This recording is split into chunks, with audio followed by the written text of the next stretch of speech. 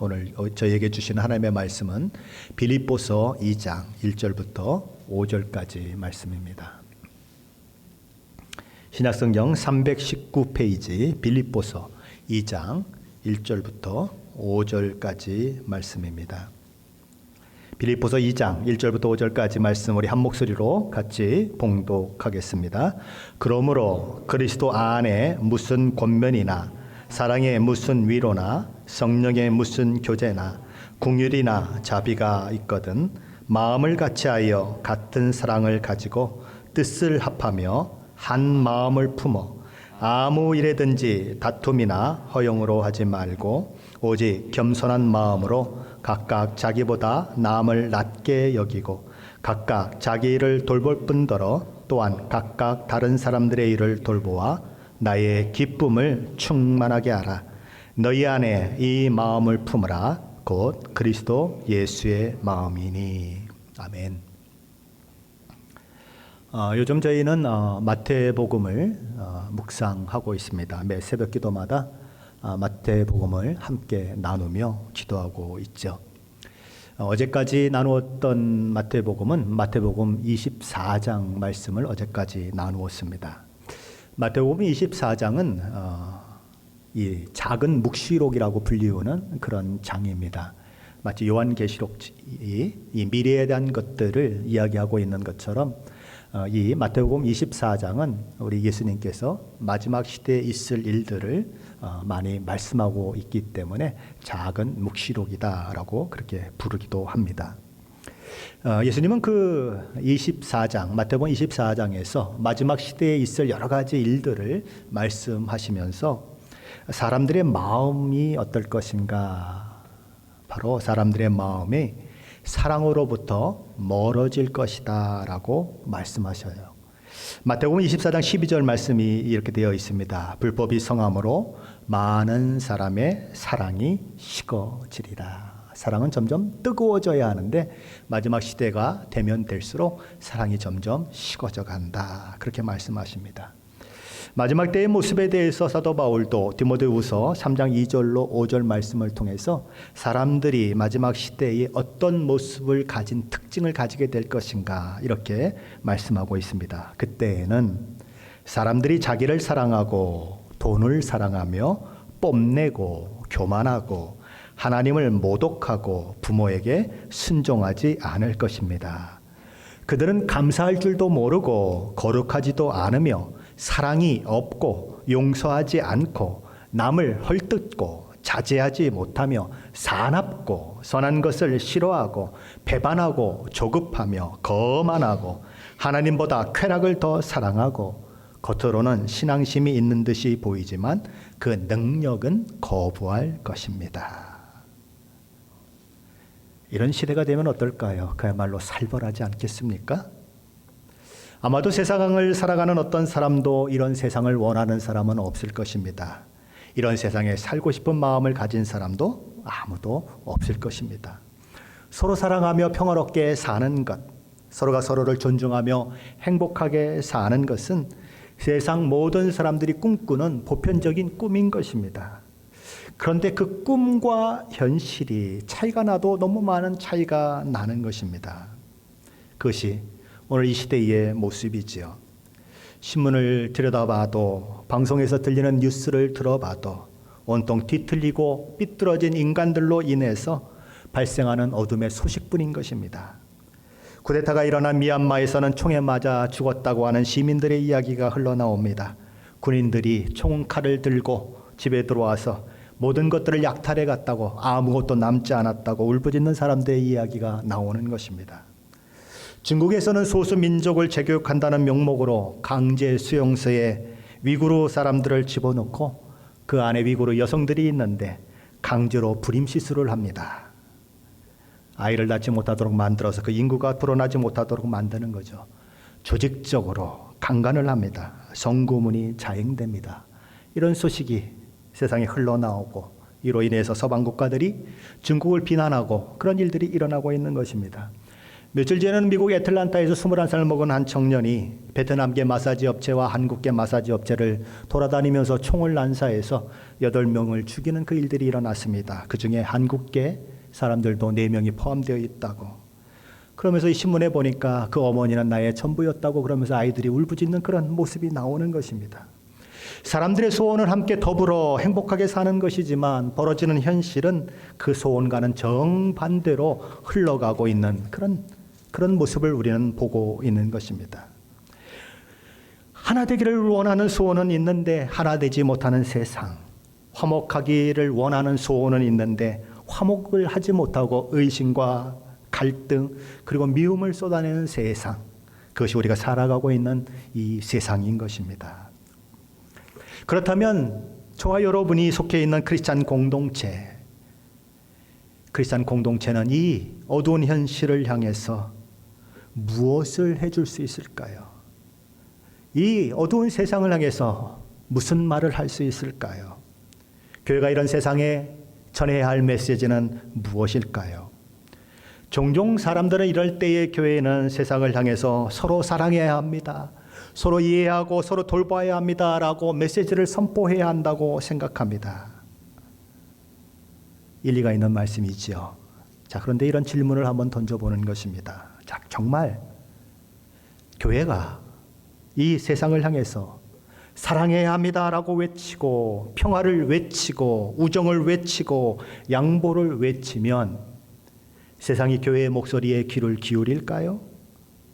그들이 세상에 전하는 교회의 메시지에 귀를 기울이고 그 메시지에 반응하고 정말 사랑을 향하여서 평화를 향하여서 우정을 향하여서 그리고 양보하는 그런 심령으로 세워질 수 있을까요? 그것이 질문인 것입니다. 성경은 불가능하다고 말합니다.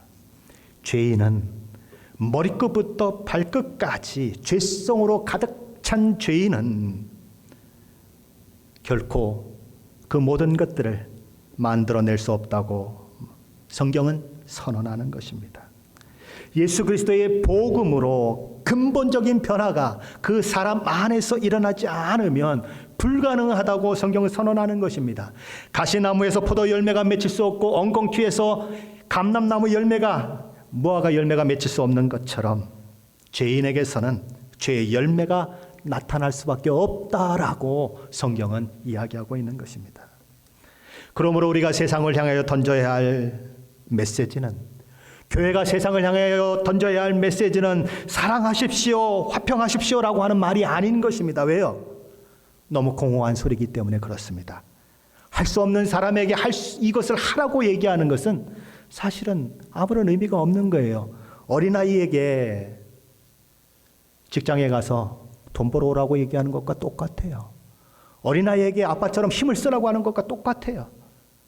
아무런 할 수 없는 사람들에게 소리쳐봐야 허공을 향하여 소리치는 것과 동일한 효과가 나타날 수밖에 없는 거죠.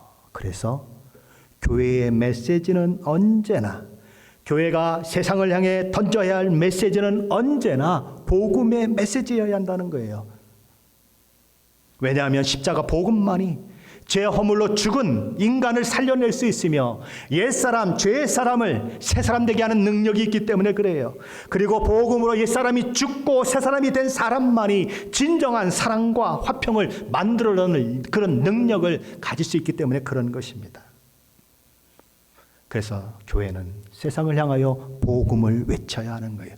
복음이 그 사람을 변화시키면 그 사람에게 그런 능력이 부어지고 진정으로 사랑하고 섬기고 화평을 누리는 그 일들이 가능하다는 것입니다. 그럼 이런 두 번째 질문이 생기는 것입니다. 그럼 교회는 그럴 수 있습니까? 교회는 정말 화평을 이루고 있습니까? 교회는 정말 사랑하고 있습니까? 교회는 정말 우정을 나누고 있습니까? 교회는 정말 양보를 하고 있습니까? 라는 질문이 생기는 것입니다. 여러분 어떻게 생각하십니까? 교회는 그럴 수 있다고 생각하십니까? 저는 이렇게 대답을 하겠습니다. 교회는 그럴 수도 있고 그렇지 않을 수도 있습니다. 그게 무슨 대답입니까? 그런 엉터리 대답이 어디 있습니까? 이전에 옛사람에 속해 있을 때 우리가 죄성을 가진 그 인간으로 구원받지 못했을 때 우리는 그런 일들을 전혀 할 수 없는 사람들이었습니다. 그러나 우리가 새 사람 된 이후에 예수 믿고 새로운 피조물이 된 이후에는 그런 일들을 할 수 있는 능력이 우리에게 부어졌어요. 그러므로 교회는 하나님의 뜻을 따라 진정한 화합과 일치를 만들어낼 수 있는 유일한 곳인 것입니다. 그런 의미에서 교회는 그렇게 할 수 있습니다.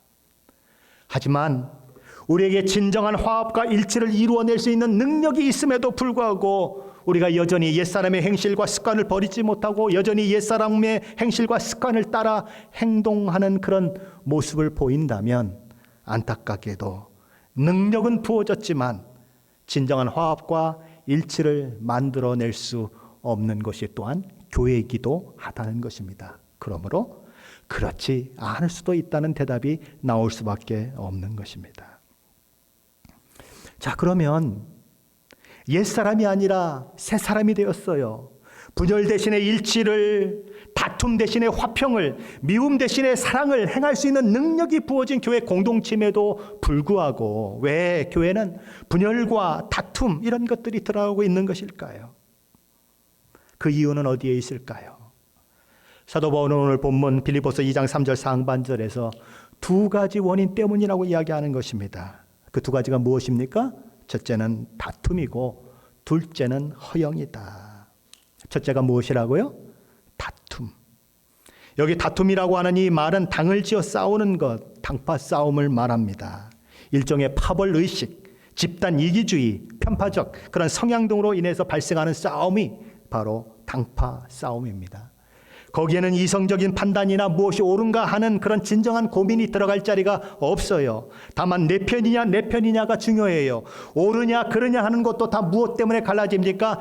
내 편이면 다 틀린 것이고 내 편이면 다 옳은 것입니다. 무엇이 중요한가? 무엇이 옳은가? 그것이 중요하지 않아요. 좌파냐 우파냐, 민주당이냐 공화당이냐, 어느 도 출신이냐, 어느 학교 출신이냐, 피부색이 무엇이냐 등등으로 내 편을 나누어 싸우는 것, 그게 뭐예요? 당파 싸움이라는 것입니다. 이 싸움은 아주 빈번하게 세상에서 일어납니다. 그들을 좌우하는 것은 이성적인 생각이 아닙니다. 당파적인 마음입니다. 그들은 무엇이 옳으냐 그르냐, 무엇이 유익하냐 무엇이 유익하지 않느냐 하는 것에 관심이 없어요. 다만 그들에게는 우리 나라냐, 우리 집단이냐, 우리 당이냐, 우리 패에 속해 있느냐, 그게 중요한 것입니다. 세상이 전부 그렇게 돌아가고 있는 것이 그게 다툼을 만들어내는 것입니다. 그런데 정말 안타까운 것은 교회 안에도 그런 당짓는 모습이 있을 수 있다는 것입니다. 그게 정말 안타까운 거예요. 성경 속에도 그런 교회가 나타나고 있지 않습니까? 어느 교회가 그랬죠? 고린도 교회가 그랬어요. 어리석게도 고린도 교회 성도들은 자신들이 좋아하고 존경하는 사람들에 따라서 분열되었습니다. 그들은 나는 바울에게, 나는 아볼로에게, 나는 게바에게, 나는 그리스도에게 속한 자라라고 주장하면서 교회 안에 바울파, 게바파, 그리고 아볼로파, 그리스도파를 만들어냈습니다. 그로 말미암아 아름다워야 할 교회, 사랑과 연합을 이루는 그 아름다워야 할 고린도 교회가 서로를 시기하고 미워하고 다툼을 일으키는 시끌벅적한 교회가 되어버렸습니다. 그들은 성경이 무엇을 말하는가, 진리가 무엇이냐 가지고 서로 다툰 것이 아니에요. 다만 자들이 좋아하는 인물이 누구냐 하는 것을 놓고 다투었습니다. 어떤 이들은 바울이 최고라고, 어떤 이들은 아볼로가 최고라고, 어떤 이들은 게바가 최고라고, 어떤 이들은 그리스도가 최고라고 이야기를 합니다. 사도 바울은 그런 자들을 향해서 꾸짖습니다. 뭐라고 꾸짖습니까? 우리 모두가 머리이신 그리스도 예수 안에서 한 몸이거늘 그 그리스도의 몸이 어떻게 나누어질 수 있단 말이냐라고 꾸짖습니다. 그러면서 바울은 이렇게 얘기합니다. 바울이 너희를 위해서 십자가에 못 박혀 죽기라도 했느냐? 너희가 바울의 이름으로 세례를 받았느냐라고 묻는 것입니다. 십자가에 죽은 이도 그리스도시요, 세례를 받는 그 이름도 그리스도 이름으로 받지 않았느냐? 그런데 어떻게 그리스도의 몸인 교회가 이파 저파로 나누어질 수 있느냐라고 묻는 것입니다. 다툼은 이렇게 당기는 것으로부터 이렇게 시작된다는 거죠. 믿음의 공동체인 교회가 일치와 화평을 이루지 못하는 둘째 원인으로 사도 바울은 허영을 말합니다.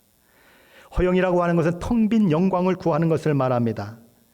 자식이 자신을 실제보다 높게 생각하는 과대망상증이요, 그렇게 보이려고 하는 헛된 생각을 따라 행동하는 것을 가리켜서 허영이라고 합니다. 인류 최초의 사람 아담과 하와가 타락하는 원인도 바로 이 허영심에서 시작됩니다. 그들이 뱀의 유혹을 받아 하나님께서 동산 중앙에 있는 선악과를 따먹지 말라고 하는 그 명령을 어기고 그 열매를 따먹게 되는 것은 그들 마음 가운데 하나님처럼 되고 싶은 허영심이 들어갔기 때문인 것입니다. 뱀은 그들의 허영심을 부추기는 것입니다. 하나님께서 선악을 알게 하는 나무 열매를 왜 먹지 말라고 했는지 너희들 알아? 그 열매를 먹는 날에는 너희가 하나님처럼 되어서 선악을 알게 될 것을 하나님이 아시고, 하나님처럼 되면 안 되잖아, 그러니까 먹지 말라고 한 거야 라고 이야기하는 것입니다. 그 이야기를 듣는데 순간 하와의 눈이 번쩍 뜨여지는 것입니다. 그리고 선악을 알게 하는 나무를 쳐다보는 거죠. 순간 그 나무가 먹음직도 하고 보암직도 하고 지혜롭게 할 만큼 탐스러운 그런 열매로 가슴에 다가오는 것입니다. 그동안 아담과 하와는 손 붙잡고 아니면 둘이 이렇게 여러 가지 생각들을 하면서 그 앞을 수도 없이 지나다녔습니다. 한 번도 그 열매가 먹고 싶다고 하는 생각을 해본 적이 없어요. 동산에 먹을 수 있는 과일들이 지천에 널려 있는데 특별히 그 선악과가 더 맛있다는 생각을 해본 적도 없어요. 그 열매가 더 탐스럽다고 생각해 본 적도 없어요. 그냥 거기는 있고 나는 그냥 아담과 하와가 즐겁게 논일던 그런 에덴 동산인 것입니다. 그런데 하나님처럼 될 수 있다고 하는 생각이 그 마음 가운데 들어온 이후부터는 하와는 정말 그 열매가 먹고 싶은 것입니다. 그래서 결국 그 열매를 따먹게 되는 거죠. 그래서 피조물로서 하나님의 그 권위를 인정해야 하는 선악과의 열매를 따먹고 결국 하나님과 인간의 관계가 깨어지고 인간과 인간의 관계도 깨어지는 그런 일들을 만들어내는데 그것이 다 어디로부터 왔습니까? 허영심으로부터 왔다는 것입니다. 허영심이 있는 곳에는 결코 하나됨도 화평도 있을 수 없습니다. 그곳에는 분열과 다툼, 미움만이 있을 뿐이에요. 저마다 자신이 최고라고 생각하고 저마다 자신이 그만한 대접을 받아야 된다고 생각하고 나는 그런 위치에 있는 자라고 누릴 권리가 있다고 주장하는데 거기 어떻게 일치와 화평이 있을 수 있겠습니까? 그저 끌어내리는 것, 시기, 질투, 미움, 다툼만이 있을 뿐인 것입니다. 그것이 교회 안에서 일치와 연합을 무너뜨리는 것이다 라고 사도 바울은 이야기하는 것입니다. 그렇다면 그리스도 안에서 하나님의 자료로 부름받은 저와 여러분이 주님의 몸된 공동체에 지체된 자들로서 다툼과 허영을 버리고 일치와 화평을 이루려면 어떻게 해야 할까요? 사도 바울은 먼저 그리스도 예수 안에서 죄사함 받고 의롭다 칭함을 받고 하나님의 자녀가 되는 영광에 참여한 성도들에게 무엇이 허락되었는지를 살펴보라고 말합니다. 너희가 가진 것이 무엇인지, 하나님께서 너희에게 주신 것이 무엇인지를 먼저 생각해 보라는 거예요. 그것이 오늘 보면 빌립보서 2장 1절 말씀입니다. 우리 빌립보서 2장 1절 말씀 함께 읽어보겠습니다. 그러므로 그리스도 안에 있는 무슨 권면이나 사랑의 무슨 위로나 성령의 무슨 교제나 긍휼이나 자비가 있거든. 우리 성경은 1절 말씀이 있거든이라고 하는 말로 끝납니다. 만일 뭐뭐뭐뭐 하거든, 이런 게 가정법처럼 그렇게 표현이 되고 있습니다.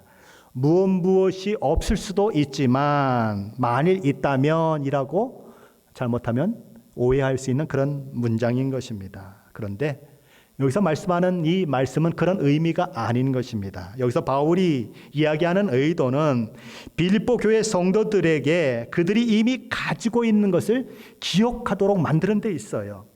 그리고 그들 자신이 그런 것들을 가지고 있다고 하는 사실에 동의하도록 만들므로써 이제 이후에 이야기되는 그 것들이 당연히 그들 속에서 일어나야 한다고 하는 것을 사도 바울은 이야기하고 싶은 것입니다.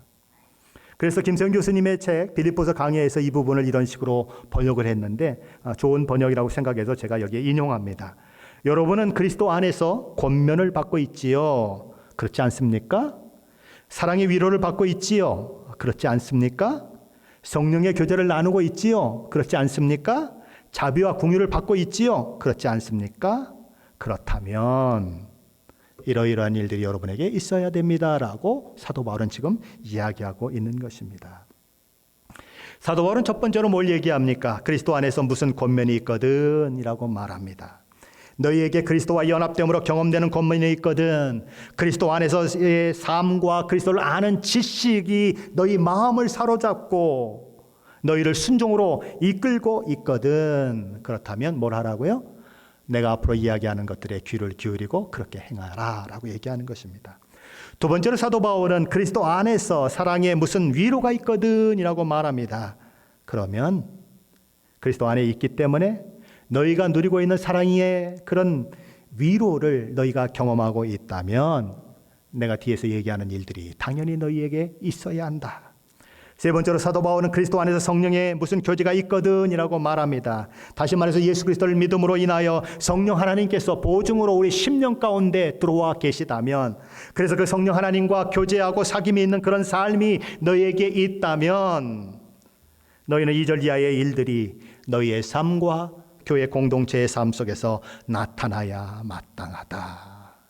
그리고 마지막 네 번째로 사도 바울은 그리스도 안에서 너희에게 긍휼이나 자비가 있거든 이라고 말합니다. 그리스도 예수 안에서 주어지는 하나님의 긍휼과 자비가 너희 안에 있다면, 그러면 그 다음 것들이 너희를 통해서 나타나야 마땅하다라고 사도 바울은 이야기하는 것입니다.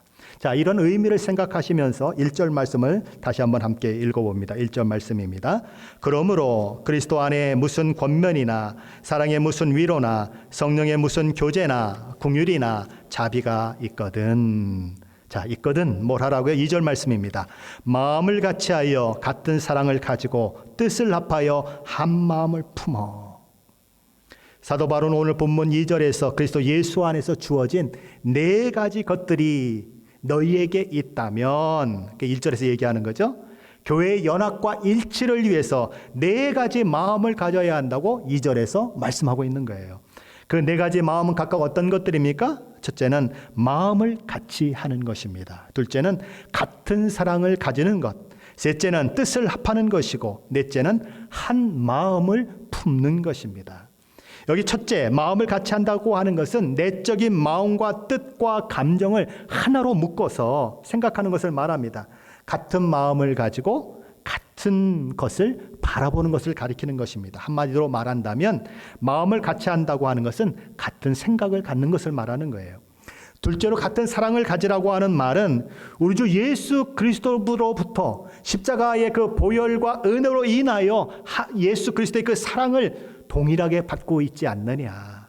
그 같은 사랑을 받았다면 그 예수 그리스도의 사랑을 가지고 서로를 대할 수 있어야 한다는 것입니다. 성도의 마음이 하나 되지 못하고 있는 이유는 어디에 있을까요?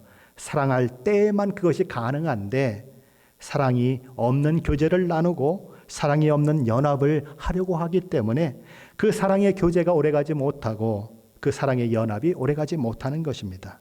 성도들이 서로 사랑하고 그럴 때에 진정으로 성도들은 하나됨을 이룰 수 있고 그 연합이 지속적으로 이루어질 수 있는 거죠. 셋째로 사도 바울은 뜻을 합하여라고 하는 말을 합니다. 빌립보 성도들이 한 영혼을 소유해야 한다고 하는 뜻을 내포하고 있는 그런 말인 것입니다. 빌립보 성도들이 서로 하나 되는 삶을 살기 위해서는 애정과 같은 열망과 같은 감정을 가져야 한다는 것입니다. 넷째로 사도 바울은 한 마음을 품으라고 얘기합니다. 첫째 항목에서 사도 바울은 마음을 같이하여라고 말했습니다. 이 둘은 사실상 같은 말이에요. 그런데 첫째 항목에서는 같은이라고 하는 말을 강조하고 있고 넷째 항목에서는 하나라고 하는 말을 강조하고 있습니다. 한 마음을 품으라라고 얘기하는 것입니다. 빌립보 성도들에게 한 가지를 생각하라고 말하는 거죠. 그렇게 될 때에 이 네 가지 마음을 가질 때에 빌립보 성도들의 그 삶 속에서 진정한 일치와 연합을 이룰 수 있다는 것이지요. 사도 바울이 이렇게 네 가지 다른 마음들을 이렇게 이야기하고 있지만 그것이 교회와 연합과 일치를 위해서 필요한 마음이라고 이야기하고 있지만 사실은 본질적으로 그 의미는 하나예요. 뭐예요? 한 마음이 되라는 것입니다. 그러므로 2절 말씀을 다시 이렇게 해석한다면 빌립보 성도 여러분 모두가 첫째도 한 마음, 둘째도 한 마음, 셋째도 한 마음, 넷째도 한 마음을 품어 그리스도의 몸된 교회의 지체로서 진정한 연합과 일치를 이루십시오라고 지금 사도 바울은 이야기하고 있는 것입니다. 로이드 존스 목사님은 이 하나로 이 네 가지 마음을 하나로 묶어서 공동의 충성심이다라고 그렇게 말씀을 했습니다. 그는 마음을 같이하여 같은 사랑을 가지고 뜻을 합하여 한 마음을 품는 공동의 충성심이야말로 다툼과 허용으로 인한 교회의 분열과 불일치를 막을 수 있는 유일한 방법이다라고 이야기합니다. 자, 그렇다면 그가 말하는 공동의 충성심은 무엇일까요? 누구를 향한 것일까요? 그것은 우리 주와 그리스도가 되시는 예수 그리스도와 하나님에 대한 충성심을 말합니다. 그래서 로이드 존스 목사님은 이렇게 책에서 적고 있습니다. 평화에 이르는 유일한 길은 각 사람이 자기의 왕관을 벗고 뭘 벗고요? 자기의 왕관을 벗고 나는 마땅히 대접을 받아야 하고 나는 이렇게 지위가 있는 사람이고 하는 자기 왕관을 벗고 스스로 낮아져서 하나님 앞에 엎드리는 것입니다. 그것이 화평을 이루는 유일한 길이라는 거예요. 자신이 자신의 것이 아니라 하나님의 것임을 깨달을 때 그분께 대한 공동의 충성심으로 우리는 하나가 될 수 있습니다. 사도 바울이 언급하고 있는 성도들이 가져야 할 네 가지 마음은 교회의 연합과 일치를 위해 가져야 하는 기본적인 덕목인 것입니다. 근데 사도 바울은 여기서 좀 더 나아가서 교회의 연합과 일치를 위해 성도들이 마땅히 가져야 할 덕목 한 가지를 더 소개합니다. 빌립보서 2장 3절로 4절 말씀인데 우리 함께 읽어봅니다. 3절과 4절 말씀입니다. 같이 읽습니다. 아무 일에든지 다툼이나 허용으로 하지 말고 오직 겸손한 마음으로 각각 자기보다 남을 낮게 여기고 각각 자기 일을 돌볼 뿐더러 또한 각각 다른 사람들의 일을 돌보아 나의 기쁨을 충만하게 하라. 사도 바울이 이야기하는 성도들 간의 진정한 연합을 이루기 위해서 필요한 또 하나의 덕목은 겸손한 마음입니다. 사도 바울이 이 말씀을 기록하고 있는 그 시대에는 겸손이 아름다운 덕목이 아니었어요. 그들은 겸손이 용기가 부족한 것이든지 자신감이 부족한 것이라고 생각해서 별로 겸손을 추구하지 않았습니다. 그러나 성경은 그 시대에 겸손이 성도들 간의 연합을 이루는 가장 중요한 덕목이라고 이야기하고 있는 것입니다. 겸손한 마음은 그럼 어떤 것일까요? 그것은 겸비한 생각, 비천한 생각을 말하는 것입니다. 그의 마음이 낮은 곳으로, 비천한 곳으로 향하는 것을 의미합니다. 그러나 이런 것과는 다른 것입니다. 겸손은 자신을 천대하거나 깎아내리는 것을 말하지 않습니다. 우리 민족은 이 유교의 그 윤리 정신에 많이 이렇게 생각이 모아지고 있는 그런 민족입니다. 그래서 이 유교의 윤리는 종종 겸손을 자신을 또는 자신의 그 사람들을 깎아내리는 것을 가리켜서 겸손이라고 생각하는 경향이 있습니다. 그래서 늘 자신을 깎아내리고 자신의 식구들을 깎아내리죠. 오죽하면 자식 자랑하는 사람을 뭐라고 얘기합니까? 자식 자랑하는 사람 팔불출이다. 못난 사람이다라고 얘기하는 거죠. 그래서 종종 저는 부족합니다라고 이야기해요. 하지만 저는 부족합니다라고 상대방에게 이야기했는데 정말 그 상대방이 나를 부족한 사람 취급하고 모자란 사람 취급하면 어떤 일이 일어날까요? 내가 부족합니다라고 얘기했어요. 그런데 상대방이 정말 부족한 사람 취급하는 거예요. 정말 별거 아닌 사람 취급해요. 그럼 어떻게 하죠? 그 다음부터는 평생 원수가 되는 겁니다. 저는 부족합니다라고 말했을 때 그 사람이 기대하는 것은 너 정말 부족하고 형편없는 사람이 맞아. 그러니 내 앞에서 까불지 마. 라고 하는 그런 대답이 아니고요. 아이고, 참 겸손하시군요. 아니에요. 그런 말씀 하지 마세요. 선생님처럼 높은 분이, 훌륭한 분이 어디 또 있겠어요? 라고 하는 말을 기대하고 있는 거예요. 그게 부족하다고 얘기하는 것입니다. 자기를 깎아내리는 것입니다. 그는 훌륭한 티를 안 내고 자기를 깎아내는 것, 그것이 겸손이라고 생각하고 있어요. 그런데 그 마음 가운데는 뭐예요? 나는 괜찮은 사람이다, 훌륭한 사람이다 라고 하는 마음을 가지고 있으면서 그냥 자기를 깎아내리고 나는 부족한 사람입니다 라고 이야기하면서 나는 겸손하다라고 생각한다는 거죠. 겸손입니까? 아닙니까? 겸손이 아니라 사실은 겸손한 척하는 거예요. 사도 바울이 말하는 겸손은 그런 겸손이 아니에요. 자신의 한계와 결점을 아는 겸손이에요. 하나님 앞에서, 사람들 앞에서 자신의 한계와 허물을 인정하고 사는 그런 겸손을 말하는 것입니다. 성도는 뭘까요? 성도는 누가 성도일까요? 성도는 하나님 앞에서 자신의 한계와 허물을 본 사람들이 성도예요. 당신 죄인입니다 라고 물어보면 사람들은 막 펄펄 뛸 거예요. 왜 내가 죄인이야? 펄펄 뛸 거예요. 그런데 저와 여러분은 어떻죠? 당신 죄인입니다 그랬더니 맞아요, 나는 죄인이에요 하고 울부짖는 사람들이 누구예요? 저와 여러분이에요. 하나님, 나는 형편없는 사람이에요. 나는 지을 것이라고는 죄밖에 지을 수밖에 없는 사람이에요. 그리고 하나님 앞에 죄를 회개하고 나아가서 하나님의 공로를 힘입어서 하나님의 자녀가 되고 구원받고 의롭게 된 그런 사람들이에요. 나의 못난 모습, 나의 한계, 나의 허물을 인정하고 하나님 앞에 나아가 하나님이 주신 구원의 선물을 누리고 있는 자들이에요. 그래서 성도는, 그 사실을 아는 성도는 날마다 이런 고백을 할 수밖에 없는 것입니다. 나의 나된 것은 오직 하나님의 은혜입니다 라고 이야기할 수밖에 없는 거예요.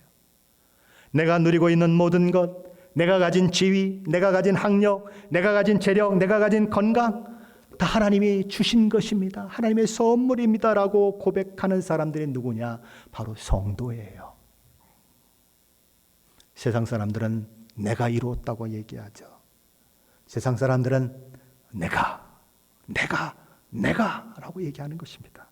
그러나 성도들은 내가가 아니라 하나님께서 라고 이야기하는 거예요. 나의 나된 것은 하나님의 은혜다. 이 땅에 나를 보내신 분도 하나님이시요, 나를 한국 땅에 태어나게 하신 분도 하나님이시요, 나를 미국에서 살게 하신 분도 하나님이시요, 나를 시애틀 임마누엘 교회 성도로 섬기게 하신 분도 하나님이시요, 나에게 이 아름다운 짝을 붙여주신 분도 하나님이시요, 나에게 이 귀한 아들, 딸들을 주신 분도 하나님이시요, 나에게 공부할 수 있는 지혜를 주시고 물질을 주신 분도 하나님이시요 라고 고백하는 사람들이 누구예요? 성도예요. 다 하나님께로부터 온 것입니다. 하나님의 은혜입니다. 그래서 우리는 늘 하나님의 은혜를 찬양하며 감사한 거죠.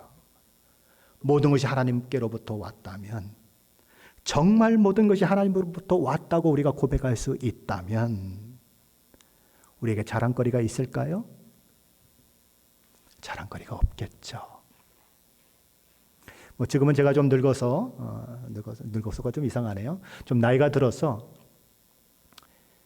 별로 이렇게 모양이 좀 볼품없어 보이지만 그래도 젊었을 때 저 굉장히 그래도 잘생겼다는 소리를 들었습니다. 그때마다 제가 했던 얘기가 한마디 있어요. 제가 잘나서 잘생겼나요? 태어나 보니까 그렇게 생겼죠. 잘생긴 것이 자랑거리가 될 수 있나요? 내가 잘생기는데 한 게 있어요? 아무것도 없어요. 그냥 태어나 보니까 부모가 좀 이쁘게 생기고 부모가 좀 잘생겨서 잘생기게 태어났을 뿐이에요. 키가 다른 사람보다 좀 크십니까? 잘나서 커졌어요? 아니에요. 유전자가 크니까 커진 거예요.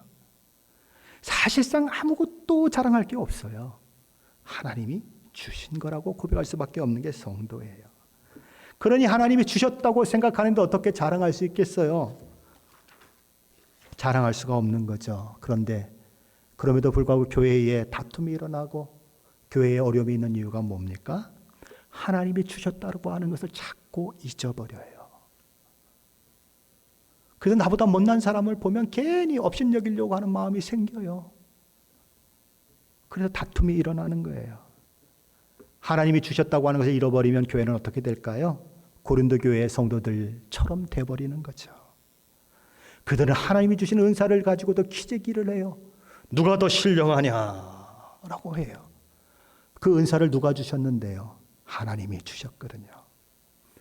그들의 필요와 교회의 필요와 이웃의 필요를 위해서 하나님께서 그들에게 알맞게 은사를 주셨는데 그 은사를 가지고 서로 기재기하는 거예요. 네 은사가 더 신령한 은사냐, 내 은사가 더 신령한 은사냐, 누가 더 신령한 사람이냐라고 다투는 거예요. 그러자 사도 바울은 이렇게 얘기합니다. 누가 너를 남달리 구별하였느냐? 내게 있는 것 중에 받지 아니한 것이 무엇이냐? 내가 받았은즉 어찌하여 받지 아니한 것 같이 자랑하느냐? 사도 바울의 이야기는 뭡니까? 네가 가지고 있는 것 중에 하나님께서 주시지 않은 것이 무엇이냐라고 묻는 거예요. 잘 생각해 봐라. 하나님이 주시지 않은 것이 무엇이냐? 가만히 생각하니까 하나님이 주시지 않은 것이 하나도 없어요. 그렇다면 너한테 자랑할 것이 있겠니? 라고 묻는 것입니다. 하나님께서 다 주신 것인데 내 것이냐 자랑할 것이 아무것도 없죠. 자랑하려면 누굴 자랑해요? 그것을 주신 하나님을 자랑해야 맞는 거죠. 그것을 주신 하나님을 자랑했다면 고린도 교회는 결코 다툼이 일어나지 않지요. 시기가 일어나지 않지요. 이야, 하나님께서 당신에게는 예언의 은사를 주셨네. 아이고, 하나님을 높여드립시다. 당신에게는 방언의 은사를 주셨네. 당신에게는 사랑의 은사를 주셨네. 하나님을 높여드립시다. 그러며 서로 부둥켜 안고 기뻐했을 거예요. 그런데 그것이 하나님이 주신 것이라고 하는 것을 잃어버리고 자랑거리가 되다 보니까 비판하고 시기하고 질투하고 누가 크냐 싸움이 일어나는 거죠. 사도 바울은 그러므로 겸손의 마음이 필요하다라고 이야기하는 것입니다. 사도 바울은 바로 그런 겸손의 마음을 가지고 공동체 내에서 서로를 향해 두 가지 사항을 실천하라고 말하는 것입니다. 첫째는 뭐죠? 각각 자기보다 남을 낮게 여겨라 하는 것이죠. 이 각각이라고 하는 말은 서로라고 하는 말인 것입니다. 그러므로 각각 자기보다 남을 낮게 여기라고 하는 말은 서로 다른 사람을 자기보다 더 나은 사람으로 여겨야 한다는 말입니다. 서로. 성경에 이런 말씀이 있잖아요 라고 다른 사람에게 이 말씀을 들이대면서 나를 낮게 여겨달라, 나를 더 나은 사람으로 취급해달라고 요구하는 것이 아니고 서로가 서로에게 그렇게 하라는 것입니다. 자, 그런데 여기서 우리가 주목해야 할 말 하나가 있어요. 뭐냐면 여겨라라고 하는 말이에요. 여겨라는 것은 실제로 그렇다는 얘기입니까? 아닙니까? 실제로는 그렇지 않을 수 있다는 거예요. 그런데 그렇게 여기라는 거예요. 객관적으로 내가 비교를 해도 저 사람보다 내가 훨씬 나아요. 내가 모든 것을 더 가지고 있어요. 객관적으로 비교하면. 그런데 어떻게 하라고요? 저 사람이 나보다 더 나은 사람으로 여겨라. 그렇게 간주해라. 그것이 예수 그리스도의 마음이요 겸손한 마음이다라고 얘기하는 것입니다. 객관적 사실이 어떠하냐? 그것에 상관없이 그렇게 여겨라, 그렇게 간주해라 라고 얘기하는 것입니다. 사도 바울이 둘째로 우리에게 겸손한 마음으로 실천해야 하는 것으로 말씀하고 있는 것은 각각 자기 일을 돌볼 뿐더러 또한 각각 다른 사람들의 일을 돌보라는 것입니다. 그러니까 자기 일을 돌보는 것은 당연한 것이고 그것에 멈춰 있는 것이 아니라 다른 사람의 일도 돌볼 수 있어야 한다는 것입니다. 근데 여기 이 돌보라고 하는 이 말이 헬라어로 스카페오라고 합니다. 스코페오라고 합니다. 이 스코페오는 영어의 스코프라고 하는 말로 번역된 말입니다. 그러니까 스코프라고 하는 말이 스코페오라고 하는 헬라어에서 어원이 온 것이죠. 우리는 현미경을 가리켜서 영어로 뭐라 그럽니까? 마이크로스코프. 아주 작은 것을 볼 수 있는 것이라고 해서 스코프라고 하고 또 멀리 있는 것을 보고 망원경이라고 하는데 영어로는 텔레스코프라고 합니다. 멀리 있는 것을 볼 수 있는 거죠. 바로 이 스코프라고 하는 말이 헬라어 스코페오라고 하는 말에서 왔습니다. 눈으로 볼 수 없는 작은 것들을 마이크로스코프를 갖다 놓으면 볼 수 있습니다. 너무 멀어서 볼 수 없는 것들이 텔레스코프를 갖다 놓으면 우리는 볼 수 있습니다. 그것이 이 본다고 하는 의미 속에 있는 것입니다. 자, 무슨 얘기입니까? 우리가 지금까지 살아오면서 자기 일만이 보였어요. 그런데 예수 안에서 달라지고 보니까 예수 안에서 겸손한 마음이 되어서 자기를 낮추고 다른 사람을 더 나은 사람으로 바라보게 되니까 비로소 보이는 것이 있는 것입니다. 지금까지는 내 필요만 보고 내 필요만 위해서 달려왔는데 이제는 다른 사람의 필요가 보이는 거예요. 마치 그냥 눈으로는 볼 수 없었는데 마이크로스코프를 보거나 텔레스코프를 보면 아주 미세한 것들을 볼 수 있고 아주 먼데 잘 안 보이는 것도 볼 수 있는 것처럼 겸손한 마음, 자기를 낮추고 다른 사람을 자기보다 더 나은 사람으로 바라보는 마음이 생기니까 다른 사람이 무엇이 필요한지를 보게 되고 내 일만 하는 것이 아니라 다른 사람의 일을 돌보는 일들이 공동체 안에서 가능하게 된다는 것이죠. 그래서 내 권리가 뭐냐? 내가 저 사람에게 무엇을 요구할 수 있느냐? 내가 당연히 받아야 할 대우가 무엇이냐라고 하는 데만 집중하는 것이 아니라 그 관점이 옮겨지는 것입니다. 어떻게 옮겨집니까? 교회 공동체를 위해서 최선은 어떤 것일까? 저 사람은 도대체 뭐가 필요할까? 내가 뭘 도와줄 수 있을까라고 하는 관점으로 옮겨진다는 것입니다. 그것이 겸손한 마음이라는 거죠. 자, 그런데 사도 바울은 이 겸손한 마음이 누구의 마음인가? 예수님의 마음이다. 예수님께서 우리에게 하신 일이다라고 말씀하는 것입니다. 예수님 어떤 분이시죠? 성자 하나님이십니다. 그럼 하나님께 부족한 것이 있을까요? 하나님께 필요한 것이 있을까요? 없는 것입니다. 그분에게는 아쉬운 것이 아무것도 없는 분이에요. 그분은 저와 여러분의 창조주이십니다. 그런데 그분이 이 땅에 오셨어요. 어린 아기의 모습으로 이 땅에 오셨어요. 대헤롯이 어린아이들을 죽이려고 할 때에 엄마 품에 안겨서 아빠 품에 안겨서 애굽으로 도망쳐야 하는 연약한 아기의 모습으로 이 땅을 오셨어요. 낮고 천한 자리로 하늘 보좌를 버리시고 이 땅에 오셨어요. 무엇 때문에 오셨습니까? 예수님이 무엇 때문에 오셨어요? 저와 여러분의 필요 때문에 오셨어요. 예수님이 뭐가 필요하거나 예수님 뭐가 부족한 게 있어서 오신 것이 아니고 저와 여러분의 필요를 보셨기 때문에 오셨어요. 저와 여러분의 필요가 뭡니까? 죄와 허물로 죽어 있는 저와 여러분들. 그래서 죄 가운데 살다가 죄 때문에 영원한 지옥 형벌에 떨어질 저와 여러분의 그 모습을 보고 내가 저들을 그 죄와 허물로 죽은 저들을 살려내고 지옥에 떨어질 수밖에 없는 저들을 하늘나라의 백성, 하나님의 자녀가 되는 그 일들을 만들어내야겠다라고 하는 생각을 가지시고 저와 여러분을 구원하시기 위해서 예수님은 이 땅에 오신 것입니다. 예수님의 필요를 위해서요? 저와 여러분의 필요를 위해서요? 누구를 위해서요? 저와 여러분의 필요를 위해서 오신 것입니다.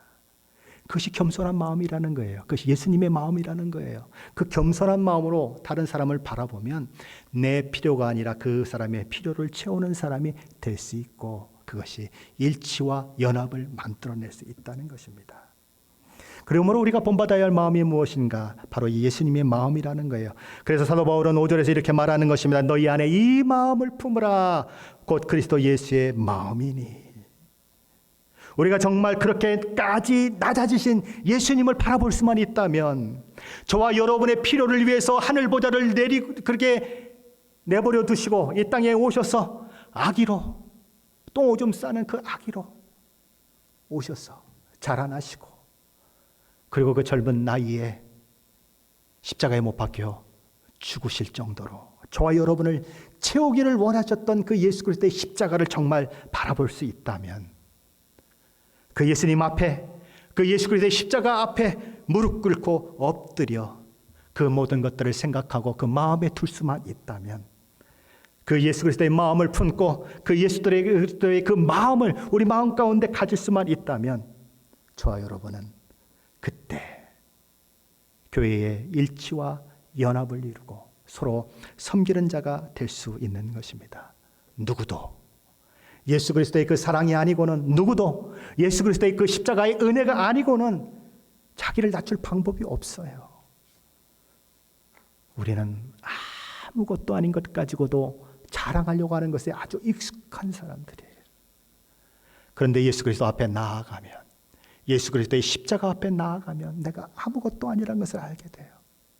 그 앞에 나가면 나의 모든 것이 하나님의 은혜라고 밖에는 고백할 수밖에 없는 거예요. 하나님, 내가 무엇이간데 아들을 이 땅에 보내셨어요. 내가 무엇이간데 아들을 십자가에 못 박아 죽기까지 하셨어요. 하나님, 내가 이 은혜를 받았군요라고 하는 고백이 우리 입술 가운데 터져 나올 때 비로소 우리는 다른 사람을 향한 시각이 열리는 것입니다. 나를 그렇게 사랑하셨던 예수 그리스도께서 저 사람도 그렇게 사랑하셨지. 나를 위해서 십자가에 죽으신 그 예수님이 저 사람을 위해서도 십자가에서 죽으셨지라고 하는 생각이 우리를 사로잡게 되고 우리는 비로소 예수 그리스도의 눈으로 그 사람을 볼 수 있게 되는 것입니다.